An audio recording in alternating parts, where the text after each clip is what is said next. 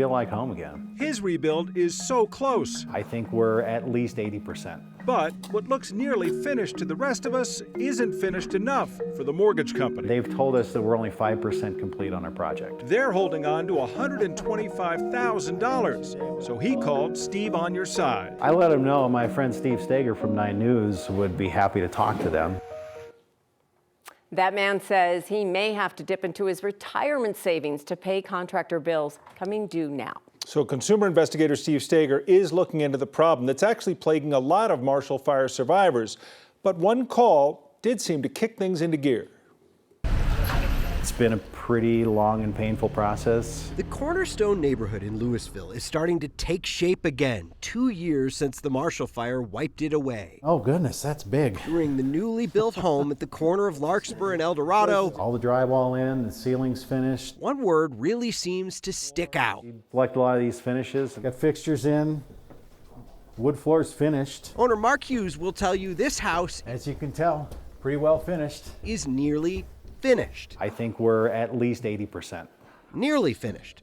For everyone but his mortgage company. And they've told us that we're only 5% complete on our project. Here's why that matters. When the insurance company settled Mark's claim, they cut the check for the rebuild money to his mortgage company, PNC Bank. Right now, we've got $125,000 that's being held by them. Mortgage company holds the money and releases it slowly while the rebuilding process is underway, all while requiring Hughes to prove the work is being done, which he has tried to do over and over again. I have spent hours on the phone. I have spent hours putting together documents, proof of payment, uploading documents to their system. 16 times now. I upload a document, I wait, I call, they say, oh, that's with another department. And for all that work, he didn't get the money, he got the runaround. There's nobody responsible. It's always, I'm just another name in the system. So he made one more call. You have advocated for people in my neighborhood and other victims of the fire, so you were the first on the list. Do you think we could show PNC this story?